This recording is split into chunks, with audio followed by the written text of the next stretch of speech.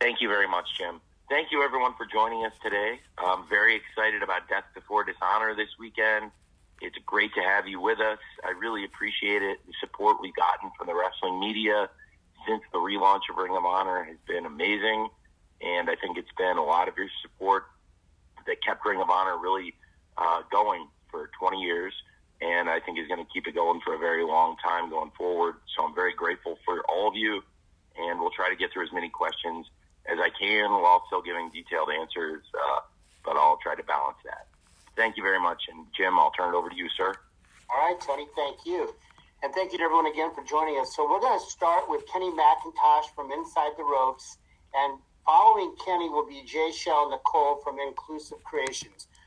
Again, we'll try to keep our questions as succinct as possible so we can get as many people on. But that said, we want to, obviously, we want you to ask the questions you want to ask. So let's keep all that in mind, and we're up and running. Kenny, you're up. Hey, Kenny.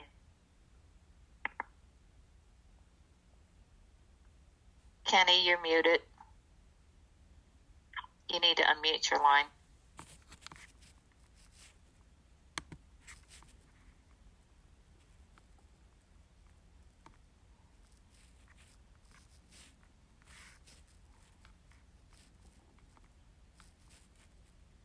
Kenny, you're still muted.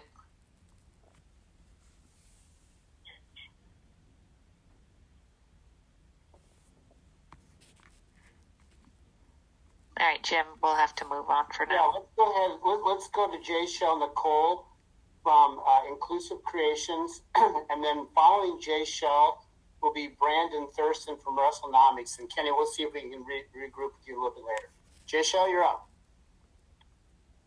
Hi, Tony. This is Jay Shell from the Late Night Grin, SC Scoops, and Russell Purist. I'm so excited for this weekend show. I will be there live, and I can't wait. But I do want to ask about the ROH roster.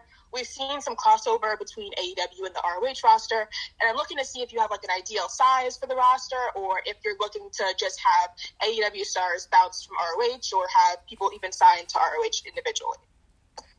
Well, it's a great question. Thank you. And I think it's going to be a sliding scale in some ways. Just as AEW's roster has expanded as the programming expanded, really, if you look, the roster grew when we had AEW Dynamite and AEW Dark, and we tried to build it, strengthen the roster. Then we added Elevation and tried to add more young wrestlers, and it gave us more chances to develop people for those spots. And I think around that time, a lot of young wrestlers did break through and get on TV. And then last year, almost one full year ago, we added AEW Rampage. And with 3 hours of television compared to 2, then had to build and strengthen the roster more. And so with Ring of Honor, we haven't got the weekly TV going yet. I say yet because it is something that is important to me, and I really think we will get a weekly Ring of Honor show, but I'm not going to do it until the distribution deal makes sense and is right for everybody. And I think right now we have a certain number of key stars for Ring of Honor, as well as performers that will be really important in the near term and also for the long-term future. Some developmental stars for the future, as well as some of the key stars to the history of Ring of Honor are signed up. So I think right now it's not the biggest version of the roster, and I would expand it and add more people. And, because right now most of what you see with Ring of Honor is taking place either on these big pay-per-view events like we saw with Supercard of Honor and now Death Before Dishonor this weekend, and also wrestlers being involved in events with AEW, the two companies that I'm the owner and CEO of, and also with companies that we work with, like, for example, New Japan Pro Wrestling. So I think right now is not the biggest version of the Ring of Honor roster. It would probably expand once the TV gets going, if that makes sense. Thanks, Jay Shell. Next up is Brandon Thurston from WrestleNomics, and I'm going to follow Brandon with a write-in from Kenny Mcintosh, who couldn't get through, so I've got Kenny's question. Brandon, you're up. Tony, thanks again for your time. Hi, Tony. Thanks again for your time. Thank you. Thank you, man. Maybe this will be a little bit redundant to what you just said, but we've seen Ring of Honor storylines built up towards this pay-per-view on AEW TV. I was wondering if you could tell us maybe an update on a weekly TV show for Ring of Honor. You've talked about having discussions with Warner Brothers Discovery. I'm wondering if WBD is the only possibility we should be thinking about when it comes to a weekly Ring of Honor TV show, if there's other media conglomerates you're talking to, or even your own streaming service. Sure.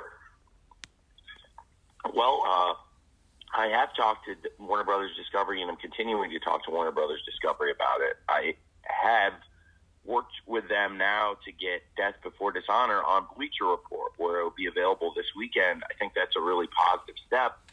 It's the first time Ring of Honor has worked with Warner Brothers Discovery, and I believe it's going to be one of the biggest pay-per-views in Ring of Honor's history.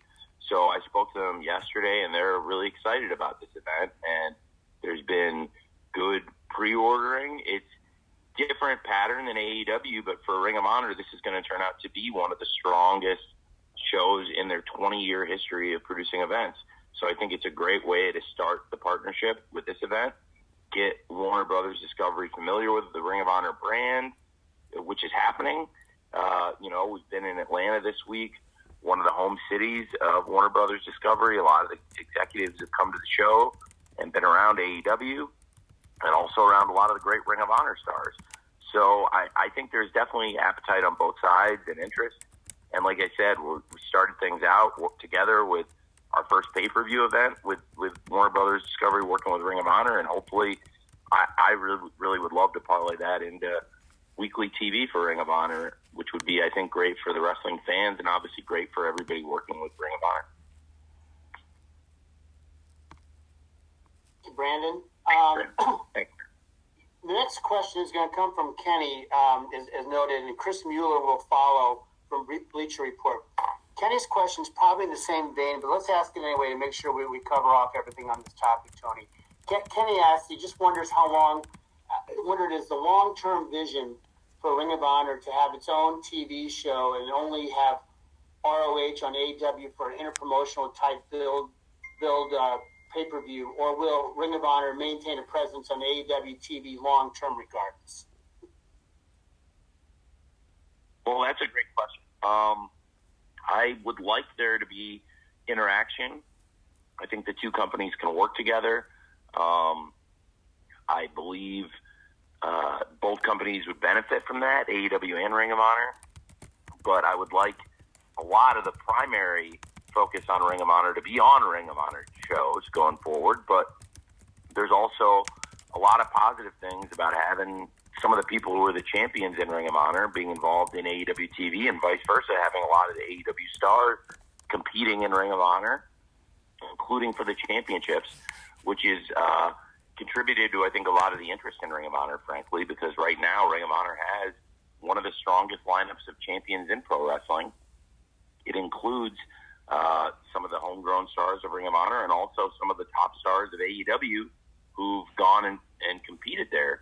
So I think all of it blended together makes for a really interesting lineup. And in this case, for Death Before Dishonor, it makes for a really interesting lineup of matches this Saturday.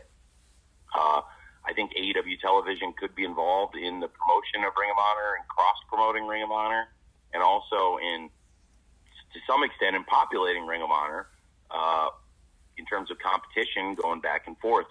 And I think it can benefit both companies. But I would also love to have the primary focus on Ring of Honor week to week be on Ring of Honor's own TV show that I'd like to get going in the future, TV or streaming or wherever it ends up, but definitely the right platform, the right deal for everyone involved. Thanks, Kenny. Thanks, Tony. Okay, as promised, Chris Mueller from Bleacher Report, you are coming up next, and Chris will be followed by Mike Johnson from PW Insider. Chris, you're up. Hey, Tony. Thanks for taking the time. Hi, Don. Hey, Tony. First of all, apologies if I've started something that ruined your Twitter mentions recently. And then, no, second, I don't know. Secondly, so the last ROH pay-per-view, the pre-show had 4 matches and the main show had 8. And AEW pay-per-views are always known for having roughly the same amount and close to a dozen matches. So far, we have 1 pre-show match and 6 main card matches announced. So I was just curious if you had plans to add anything between now and the event. Yes, I definitely do. We will definitely add some matches between now and then, and we'll have more information tomorrow night on AEW Rampage about Death Before Dishonor, and also, on our social media and Ring of Honor accounts leading up to the event. So tomorrow night on Rampage, we'll have a bit of an update, but we'll definitely be adding some stuff between now and then to the Death Before Dishonor and 0 Hour cards. Okay, thanks, Chris. Yep. Thanks, Tony. And the length, and by the way, it's a great question, Doc. The length is going to be the same as it was for Death Before Dishonor for the pay-per-view and the 0 Hour. Okay. Mike Johnson from PW Insider, you are next, and Mike will be followed by Kevin Mitchie from Sportsnet. Mike. Hey, Tony, how are you, sir? Doing great, man. How are you, sir? I'm in the middle of a thunderstorm here in New York, so if you hear any weird noises, I'm not doing anything strange. The last Ring of Honor show was a show you inherited from the previous ownership. So I'm curious, and you had mentioned... Well, I don't think that's fair. I my friend, I don't know if that's fair to say, because they had started working on it, but I was under no obligation to actually do the event, and it was something I was excited to do, and also I ended up putting most of the card together. So I was really proud of it, and I thought it was a great opportunity, rather than wait a long time, to keep Ring of Honor in the public eye, to celebrate the 20-year anniversary of the company, and how excited we all were about the transaction going through. So I didn't feel like I got, it was definitely something that they had put a couple of the pieces in together for, but to be honest, probably one of the biggest pieces of the show was FTR versus the Briscoes, and that wasn't going to happen if I didn't put FTR in. So I didn't feel like that, just so you know. I was really excited to do the show and wanted to do the show when they started working on it, but it was something that they had, to your point, they had started working on. Okay, so my question is, you had mentioned sort of wanting to almost have a ECW One Night Stand feel to Supercard of Honor to kind of pay tribute to the past of the company. I was curious, how different is your approach to putting together the card, booking the card, and what you want your vision of Ring of Honor to be going forward, starting with this show? How different is the approach this time around versus Supercard of Honor? Great question. So you're totally right about how I felt about that show that was a transitional show into a new era. This next show is different. I mean, we're still in a transition, but now I believe people know a lot more what to expect. I think we gave people a feel of what the new Ring of Honor is going to be, and a lot of it is very similar to the old Ring of Honor and echoes the old Ring of Honor, whether it's the familiar voices of Ian and Caprice and Bobby, or a lot of the great wrestlers you saw up and down the card, on the main card and the 0 Hour. And I tried to keep a lot of things consistent. One thing, if anybody was going to ask the Cubs fans question, the great Lucha blogger, I definitely am going to bring back the Ring of Honor Pure Scoreboard for the pay-per-view for Yuta versus Garcia. It's a great point. And a lot of the feel of the show, hopefully for the longtime Ring of Honor fans, it's going to make them really happy. And also, I know for a fact we're making new fans to some extent, through using AEW's widespread television penetration, and also people just who were aware of Ring of Honor and hadn't gotten pushed to check out the events one way or another. So I think this will be much more of an established thing, and less of a. We're still in a transitional phase, but it's less of a transition. It was, I think it was. I remember fans saying it was jarring having Ian do the card rundown, like they might hear Excalibur do on AEW, running down upcoming matches in the world of wrestling, and but it wasn't a bad thing. It was just like, wow, this is kind of surreal seeing Ian do that card rundown like Tony would have Excalibur do, and I think, but nobody had a problem with it. It was cool, right? So I think people have a better idea what to expect after Death Before Dishonor in a very good way, because from everything I've seen, Death Before Dishonor was been one of the best reviewed wrestling shows of the year. Or excuse me. Supercard of Honor was one of the best reviewed wrestling shows of the year, and I think Death Before Dishonor is going to be hopefully even better. And on paper, I think the card is even stronger. So I'm really excited for Saturday, and I think hopefully anybody who enjoyed Supercard of Honor would really enjoy this pay-per-view. And if you haven't seen Supercard of Honor yet, it's definitely worth going out of your way to check out, because like I was just saying, it's been, I think, one of the better reviewed shows of the year. Thanks, Mike. Indeed. Thanks, Mike. Thank you, Tony. Kevin Mitchie from Sportsnet, you are up next. I'm going to follow Kevin with a write-in question from Ricardo St. Vilas from the Mixed Tag Show. Kevin, you're up. Hey, Tony. Greetings from Toronto, Canada. And Hi. Hi. Hello. I was just going to ask you about Ring of Honor touring, and if there was an idea in your head about whether you wanted to do independent touring with Ring of Honor, or if it would be kind of a soundstage sort of thing, shooting weekly TV, should you get a deal. And if you tour, would you want to hit big cities, or would it kind of be focusing on smaller cities throughout North America? And I say North America because maybe that would include Canada. Yep. It's a great question. I suspect that there are a lot of great venues that we could tape at. You know, people have brought up Universal Studios. I think it's been great for AEW Dark. That could be good, but on the other hand, it could be good to keep it distinguished. There are a lot of great venues that would be good for it across the country, and I'm open to that. So I could see doing tapings, but I could also see sometimes doing, some bigger venues. And also, obviously, we run, some big arenas for the pay-per-view events, and I'd like to keep that going. The two events we've done so far, Supercard of Honor and Death Before Dishonor, are also two of the biggest gates Ring of Honor has done. And probably about 90% of the tickets we sold for Supercard of Honor were after we announced the purchase and after I started putting matches on the pay-per-view. So I do think we've gotten a lot of renewed interest in Ring of Honor, where there is definitely potential to go run bigger venues, not just for the pay-per-view, but also for some of the big TV events. So that's something to keep an eye on. So I wouldn't just say I'd be committed to only doing one fixed thing. I think we could, look at a number of different venue types for Ring of Honor. And so far we've been able to draw bigger crowds for Ring of Honor for our first two shows than, most Ring of Honor shows in their 20-year history, other than a select few. So I think that bodes really well going forward also for the brand. Thanks, man. Thanks, Kevin. As promised, I've got a write-in question, Tony, from Ricardo St. Vilas of the Mixed Tag Show. Ricardo's question is, with Ring of Honor and AEW working under your umbrella, is there a possibility of a hybrid six-man titles or women's tag team titles that is featured on both shows? Well, the titles, I think, are going to be kept separate. I wouldn't have a hybrid championship or any hybrid championships, I think, between AEW and Ring of Honor.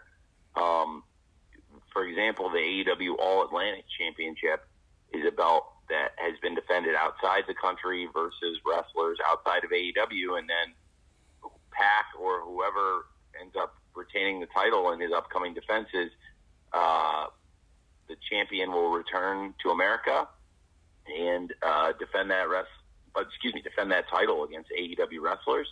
And I also think a lot of the AEW championships have been defended, outside in other companies against other wrestlers, and we've seen championships from outside AEW defended here. But as far as having a hybrid championship between two companies, I probably would not do that, but I would have the champions of AEW and Ring of Honor continue to fight each other in their respective companies and in other companies like New Japan Pro Wrestling and other companies we've worked with, AAA, and a number of others. Rev Pro now in England is a great example of that with the All-Atlantic title also. So that's probably how I saw it going. Thanks. Thanks, Ricardo. Thanks, Tony. Ella J, I hope you'll be ready. You are next. Ella J is with a wrestling gal, and Ella will be followed by Sean Ross Sapp of Fightful. Ella, you good? Guys hear me? Yep. Hi, Ella. Perfect. Hi, how are you? Great. How are you? I'm doing great. I had a question. I was wondering if there was a possibility for Ring of Honor to kind of have the same ranking system that AEW does right now for contenders. I'm probably not going to do it like that. I'm not sure. I think if there's something to be said for having a different approach to organizing the contenders, but I'm not settled on that one way or another. I think there's merit to it for sure with the ranking system we have in AEW and how it keeps a clear picture of the landscape of contenders. But on the other hand, I think there's something to be said for keeping it some differences between the companies. So it's a great question, Ella, but I'm not really sure. I haven't decided one way or another yet if I'm going to do that. Right now, we're not using it like that, but I'm trying to use still the logic of wins and losses in the booking of it, if that makes sense. But I haven't necessarily organized everyone into a top 5 graphic, so to speak. Thank you, Ella. Sean Ross Sapp from Fightful is next, and Sean will be followed by Trevor Robb, a write-in question from Post Media. Sean? Hey, Tony, we've heard about several wrestlers that are signed to AEW via ROH and maybe some contingencies there. Are there any talent that maybe that we don't know about that are actually signed to the company that have been used, maybe aren't on TV at the moment, that you have signed to full-time deals with ROH? Briscoes. That's interesting. The Briscoes is a great example for that. The Briscoes are under contract to Ring of Honor and a long-term contract. And I think there are some other developmental wrestlers, but really the key, probably the biggest names that are exclusively signed to Ring of Honor are the Briscoes. And they are some of the biggest names in Ring of Honor history. They're Hall of Famers. And there are some others, but I think that would be a great example of a key act where they haven't really appeared in AEW yet, but they are signed to Ring of Honor and to me. Thank you, Tony. Thank you, Sean. I've got a write-in question here I'm going to read, and then I'll have another, we'll call on somebody after Tony answers this question here from Trevor Robb from Post Media. Trevor asked you, Tony, AEW has a plethora of newly designed championship belts, the evolving TNT title and the brand new All-Atlantic title. Will we be perhaps seeing new championship belt redesigns for our Ring of Honor titles? That's a great question. I'm open to new designs, new championship belts. Obviously, we're just getting started. It's our first few months here and officially running the promotion, and this is the first pay-per-view where I've been the official owner. We were in the process of finalizing the transaction on the last show, so I was the booker and the interim owner, so to speak, and we actually did, as we did the deal, we kept the profits from that show. It was after the time of the letter of intent, so everything after that going forward, I took over the business operations, but still, in some ways, it feels really final now. Not having any obligations under the offer sheet, the term memo, anything like that. It's all done, closed, and so it's pretty exciting. We'll see. But yeah, going forward, we'll have to think about that. Very good. Thank you, Tony. Thanks for the question, Trevor. Okay, Mike Mcguire from TSN Radio is up next, and Mike will be followed by Sean Radican of PW Torch. Mike, you good to go? Tony, how are you? I'm doing great. How are you?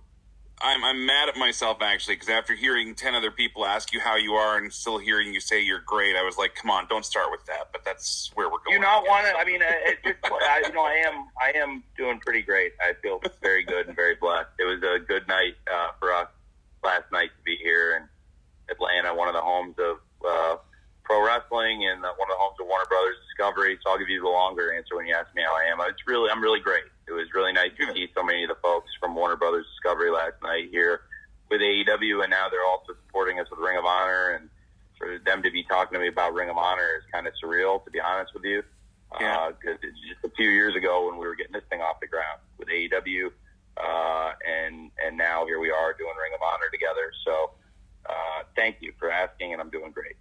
Awesome. I appreciate that. So sticking with the topic at hand, you're obviously the pay-per-views this weekend. Like you said, it's your first one outside of anything that was pre-promoted with the previous ownership group. Now that the ball is firmly in your hand, there's nobody else touching this thing. I guess, how are you feeling balancing this show out with everything else that AEW has been doing? Because you've done some great cross-promotion with Impact Wrestling. You've done some great cross-promotion with New Japan Pro Wrestling. And now you're going to be focusing on two of your brands. Is it still easy for you to prioritize these two, or is it still kind of up in the air? We're going to see how everything lands at this point. I feel great about it. I really am enjoying it. And I think it's been great for both companies, especially at a time when AEW got hit with some injuries. I think it was really valuable to have somebody like Claudio Castagnoli step in, and who's not only one of the great legends of Ring of Honor, but also has come in and been a top star in AEW and been in some of the biggest matches in AEW already since he arrived, in some of our biggest events in a very short time.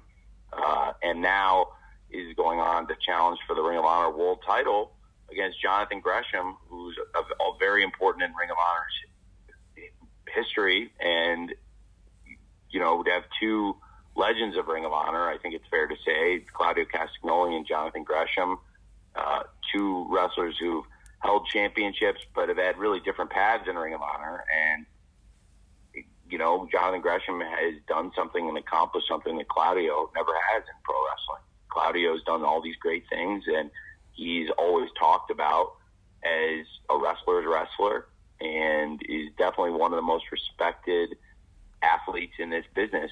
But he has yet to ever win a world championship in pro wrestling.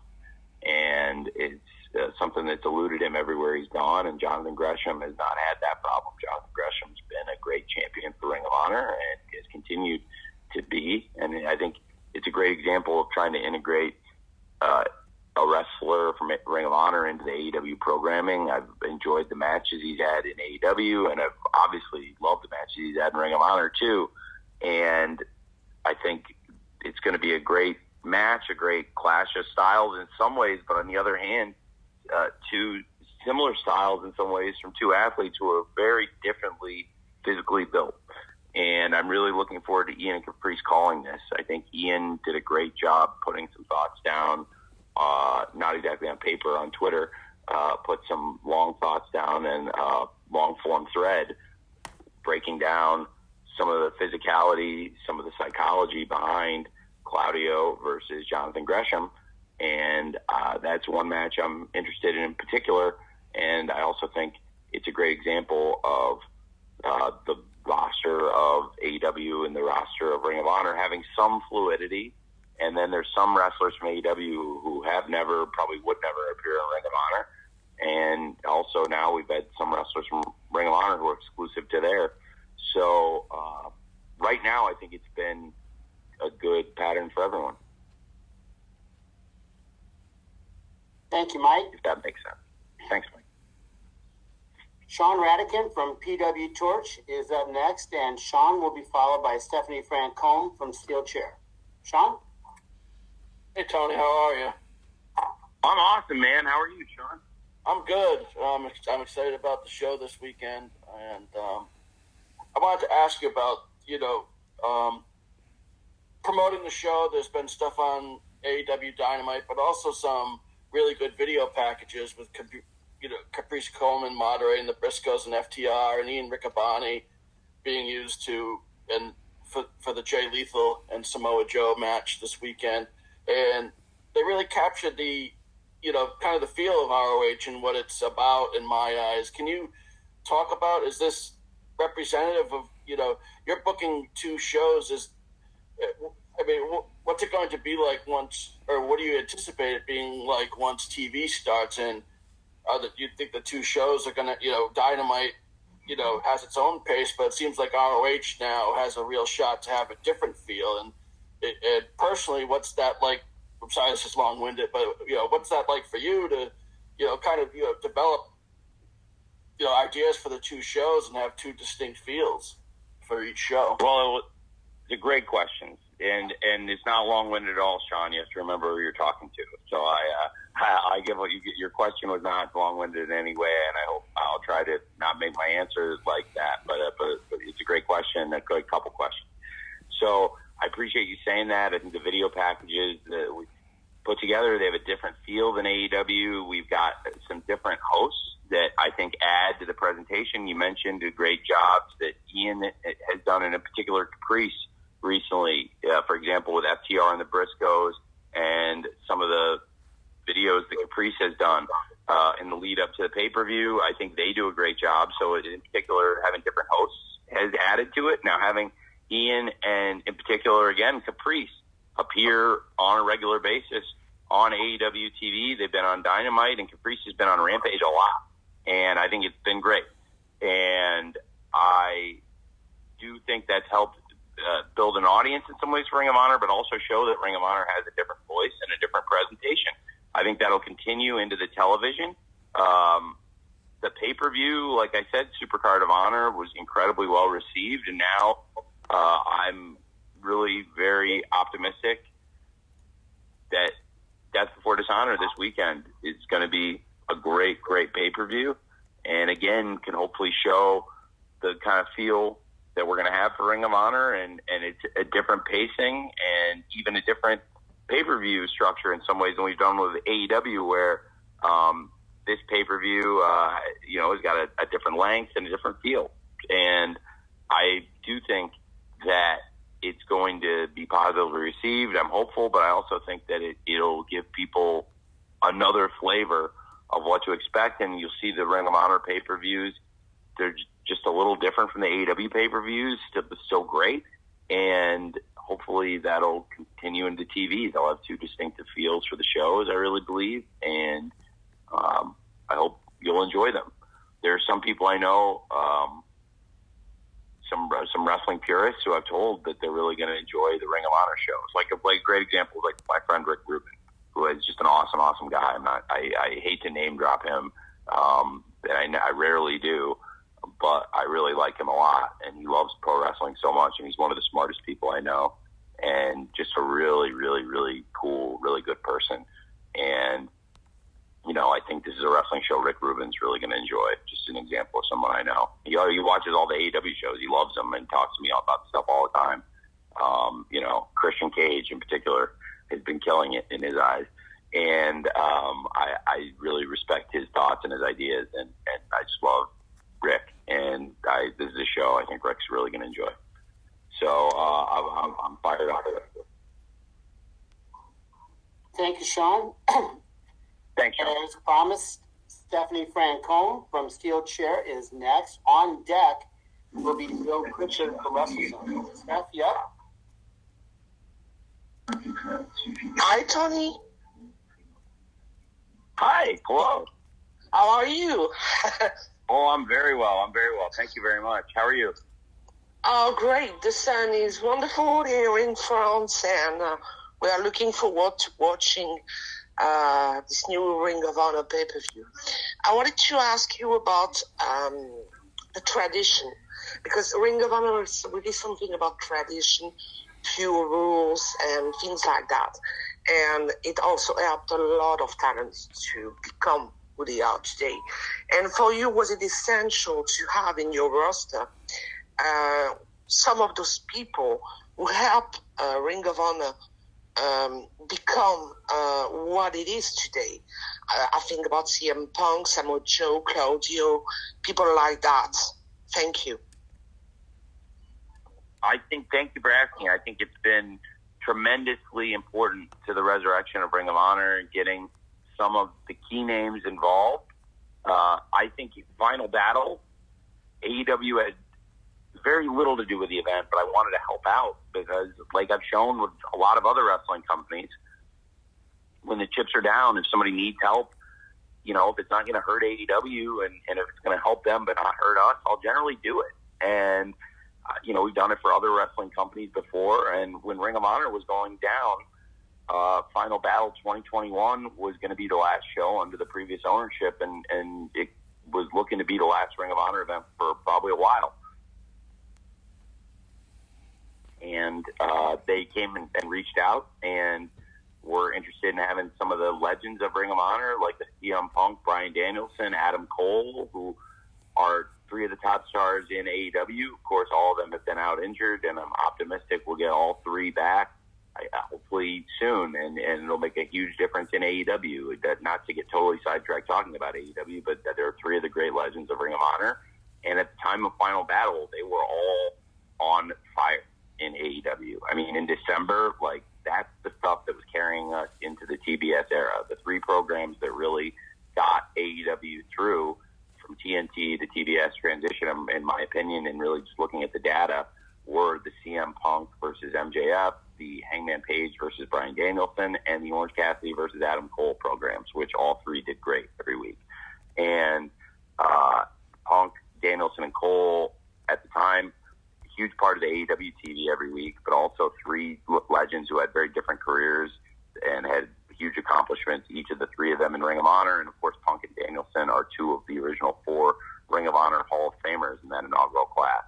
So I was happy to have them do the video packages, and I think it did add a lot to the presentation of Final Battle to see a lot of those stars talking about how Ring of Honor was important to them. They also, as has happened so much in all sports, including pro wrestling, their show got disrupted by COVID, and they needed a replacement for a main match on the show. And so Jay Lethal is another one of the greatest wrestlers in Ring of Honor's history, and he was in AEW. It just started with us, and I sent Jay Lethal to work that show, which is now very fitting because here's Jay Lethal in the new Ring of Honor talk about one of the greatest wrestlers in Ring of Honor history and the longest reigning television champion in ROH history, and to have the longest reigning world TV champ in ROH history, Jay Lethal, challenging the Ring of Honor TV champ, Samoa Joe, who is in his first reign as the TV champ, but is also one of the most accomplished wrestlers in Ring of Honor and is also one of those initial 4 Hall of Famers. So it's very cool getting these wrestlers involved in Ring of Honor. I was happy to do it, honestly, before we had anything to do with it. And there was a decent chance we weren't going to be the ones that ended up buying this company. But I that's not why I did it. I thought it was the right thing to do, and they asked. And, when I've asked people in wrestling for favors, people have helped me out. But generally, to be honest, probably more so, I get asked all the time for stuff, and I mostly, when I can, try to accommodate it. That was one of those times where I'm glad we did. And so it's been, I think, important to the relaunch and the new Ring of Honor to have this feel that there's some of the great stars are coming back. I think Ian summed it up in the thread he put together probably better than I've seen anybody else say it. That last year, Ian and Caprice would have these conversations, and Ian would say, how would Samoa Joe fare now in this Ring of Honor? How would Claudio fare in this Ring of Honor? Well, this weekend you get to find out for yourself. You get to see a lot of the young stars that have come up in this Ring of Honor today and in recent years against some of the greatest stars in the 20-year history of Ring of Honor who've gone on and had left and now are back because Ring of Honor is stronger, in my opinion, than it's ever been before now after 20 years of history. And it's crazy how it ended up here. But I think it's a great question, and I believe it's been a really big part of the success of the relaunch is bringing back some of the biggest stars of Ring of Honor while also keeping a lot of the people that kept Ring of Honor going in recent years involved in the show. Thank you. Thanks, Stephanie. Bill Pritchard from WrestleZone, you are up next. Bill will be followed by Max Everett from Sportskeeda. Bill? Hey, Tony. Everybody already asked you how you are. You said good. So are you looking forward to anything Comic-Con being revealed this weekend? Yes.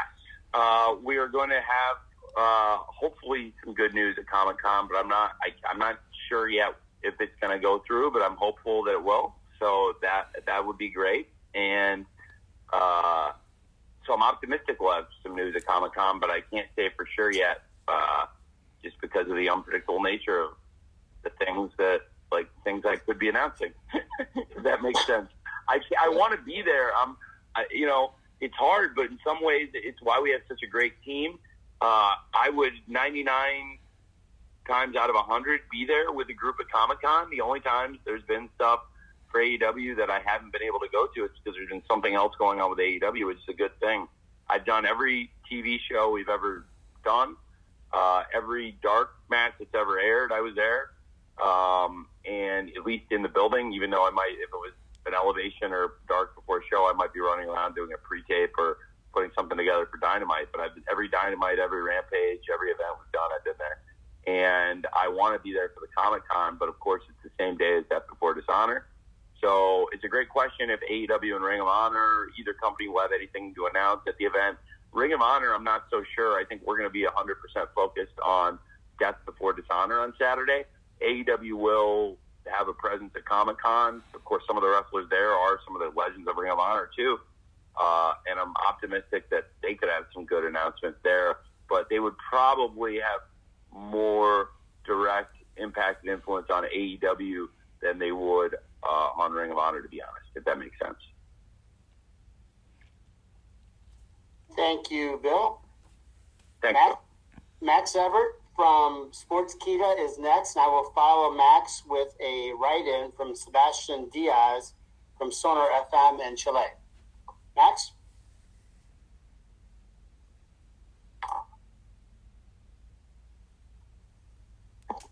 Max, you're muted. You need to unmute yourself.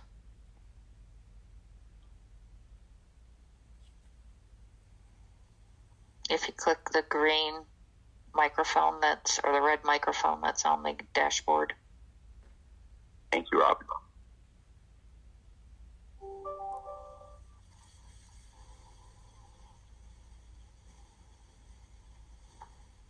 How about if I go ahead and ask Sebastian's write-in question, and then we'll check in with Max after that, okay? Sure. So here's the question, Tony, from Sebastian Diaz from Sonar FM. It's a pretty simple question. What do you see as the main differences? Can you describe the main differences between AEW and Ring of Honor?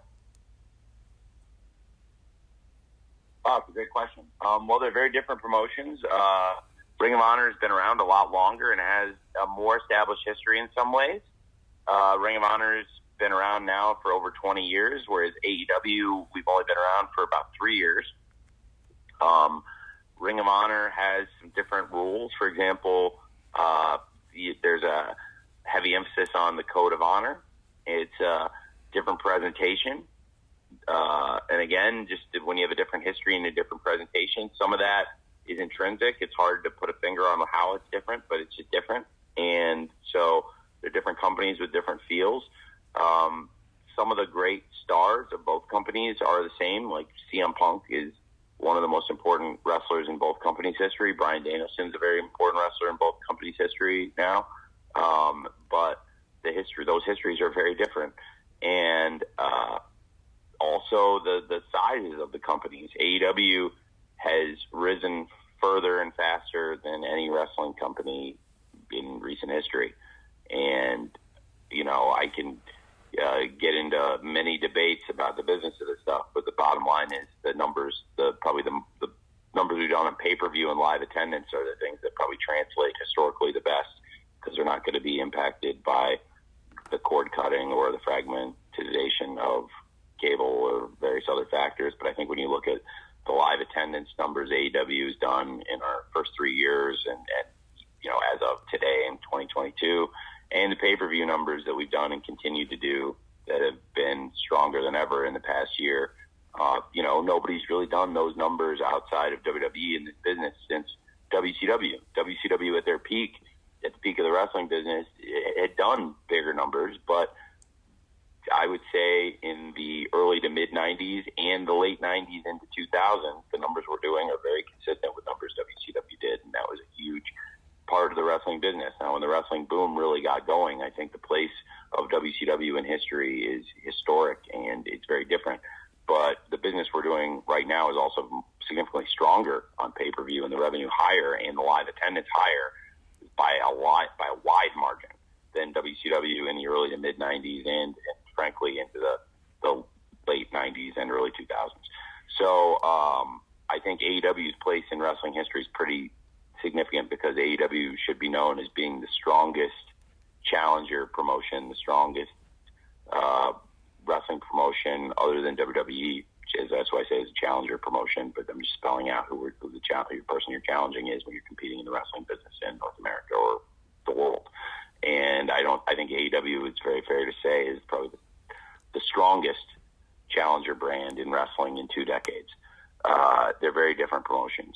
Ring of Honor had risen to great heights, and I think when we purchased them, it would be very fair to say this was not the high period for them. And what's really exciting now is just in a few short months that I've been booking the shows and that we've been working with Ring of Honor and AEW together, we've seen more interest in Ring of Honor than there has been in many years. And I would say right now, it's very fair to say it's the peak of interest in Ring of Honor.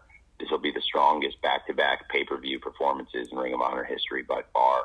And these are two of the biggest live gates that Ring of Honor's ever done for these 2 cards. This one is bigger than the last one. And, there are still tickets available. They're in Massachusetts, but already the gate we've done would be up there with the best Ring of Honor shows. So it's different expectations. They're different companies. They have a lot of the same fans, I believe, but they have their own fan bases. There's fans of each company separately, and that's great. But the more of them that we can make fans of each other, that's a real positive thing, I think, for both businesses. And there's synergies between these 2 businesses, AEW and Ring of Honor, that exist.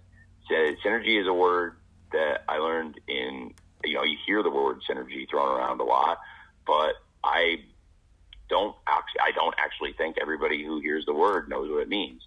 So I bet 95% of you know what the word means, but I guarantee you there's going to be somebody, I'm about to say this, join this media call, that didn't actually understand what the word meant.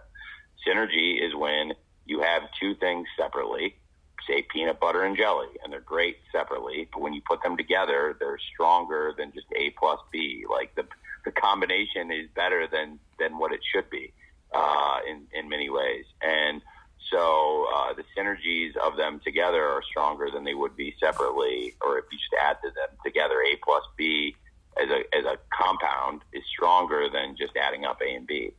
And I do think that's AEW and Ring of Honor. Great examples of this are the library of content under my ownership now is so much bigger than it was before. AEW's produced very, very high-end, slick content, very high production values, and Ring of Honor, I think, has produced a huge volume of content, and now the production values, I think we've helped.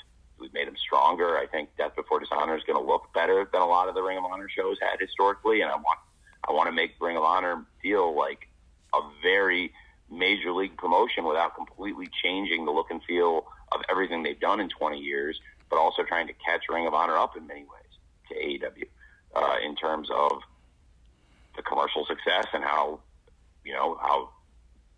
strong the production values are while still maintaining the Ring of Honor feel.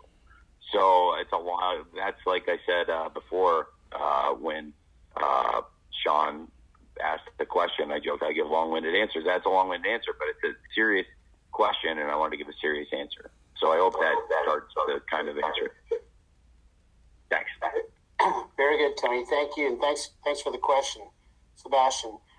I've got the question from Max Everett here on write-in, so I'm going to go ahead and go with another write-in here, Tony, and then we'll follow your answer to Max with John Alba from Podcast Heat.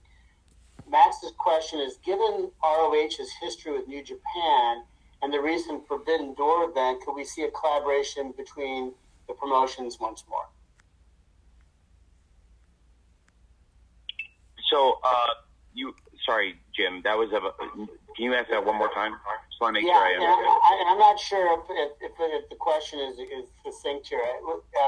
I think what Max is asking here is, given ROH's history with New Japan and then AEW's recent Forbidden Door event collaboration, could we see a collaboration between perhaps Ring of Honor and New Japan?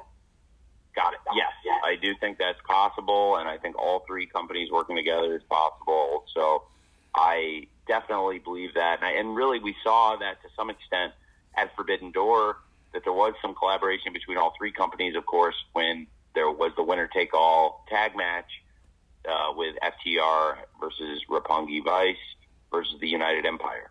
So definitely I would look forward to more collaboration going forward. Very good. Thanks, Max. I hope I asked your question correctly, Max. Working the dashboard here, so apologies if I didn't. Okay, John Alba from Podcast Heat is next, and we will follow John with Nick Hausman of Wrestling Inc. Jim, thank you very much for your time, and Tony, thank you as well. If you could ask Rick Rubin about his production decisions on AC/DC's Ball Breaker album, that would be great, because I've had a lot of questions about that over the years. So I'll let you take that. It was a very raw approach for the band at the time, and that was like their Beavis and Butthead stage. So I was just curious as to why go raw rather than big guitars, but that's a conversation down the line. So I appreciate your time. I want to ask about Willow. Willow is someone who, anytime she shows up on AEW TV, everyone is talking about, and you have had confidence in putting her in some pretty high stakes spots here in Ring of Honor so far. What is her status right now with either company, and do you see a future for her as an anchor of one of your women's divisions in the near or distant future? Willow's been wrestling with AEW, and she had wrestled with Ring of Honor in the past also, and now with being able to book both companies, I think Willow is a great wrestler for any wrestling promotion, including both AEW and Ring of Honor. And I think she's a great face for any women's division, and we're watching her get better and better and better. And I think she's improved a lot in the time I've known her, and I mean that in a very sincere way, and I'm very appreciative of how hard she works, because I think Willow's gotten tons better, and still the sky's the limit. So I'm very excited about her growth as a pro wrestler, and I think Willow's a great prospect and a great young star going forward for both AEW and Ring of Honor, and could be a strong featured wrestler going forward for either company or both companies. Thanks. Okay, so Nick Hausman is next, and then we're going to finish. We're getting close to the top of the hour here, so we're going to go with Nick, and then we're going to conclude here with, spinning the wheel, Dom D'Angelo, also from Podcast Heat. So, Nick, you're up, and we'll conclude with Dom. Hey, Tony, thanks for taking the time today. My pleasure. So I wanted to ask you about this recent Fightful report that Colt Cabana is slated to be part of the Ring of Honor roster. He's not advertised for this card. Is he going to be in the ROH mix? And I was also wondering if you could comment on the dynamic between Cabana and Punk. We know there's issues. They both talked about it, but there's some speculation that Cabana may be headed to ROH to put some distance between the two of them. Well, I would say that Colt is part of what we're doing in Ring of Honor. Obviously, he was involved in Supercard of Honor and has been a great wrestler in the past of Ring of Honor, and I am planning to have him involved in the show this weekend, and they haven't announced everything for the card yet. We've only put in championship matches so far, and then one match for the 0 hour, of course. Willow had a great performance on Dynamite, and I thought it was important to follow up on Wednesday Night Dynamite and let the fans know they can check out Willow on the 0 hour for free. And if you enjoyed seeing Willow here on Wednesday Night Dynamite, hey, check out the 0 Hour. And she's wrestling Allison Kay, who's another great wrestler who's come into AEW in the past and is somebody I really respect and thought would be a great opponent. And I thought Allison Kay versus Willow would be a great match. So right now, that's the only match we've announced outside of the championship matches. But Colt was a big part of the Supercard of Honor in the 0 Hour and absolutely will be involved in Death Before Dishonor. And I wouldn't comment on the other stuff, but, thanks for asking anyway. But I do think it'll be great for that event going forward for Ring of Honor and just in general, always happy to have him around. So I think a lot of the legends of Ring of Honor, to the point I was making before, being involved in Supercard of Honor and now again in Death Before Dishonor, people coming back who hadn't been around in years in Ring of Honor, some people in many years, in the cases of, say, Samoa Joe or Claudio, but other people who it's just been a few years they've been away, like Colt Cabana. I think all of that has led to an increased interest in Ring of Honor, all these people coming in, and Colt Cabana is definitely somebody that's going to be involved in Ring of Honor. Thank you, Nick. Thank you, Tony. And to bring us home, we have Dom D'Angelo from Podcast Heat. Dom, you're up. You're the last one.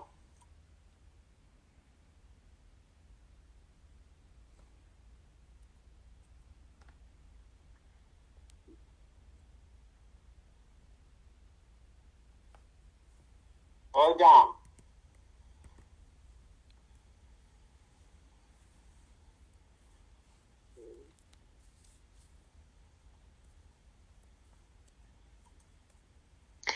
I can't get Dom unmuted. Okay.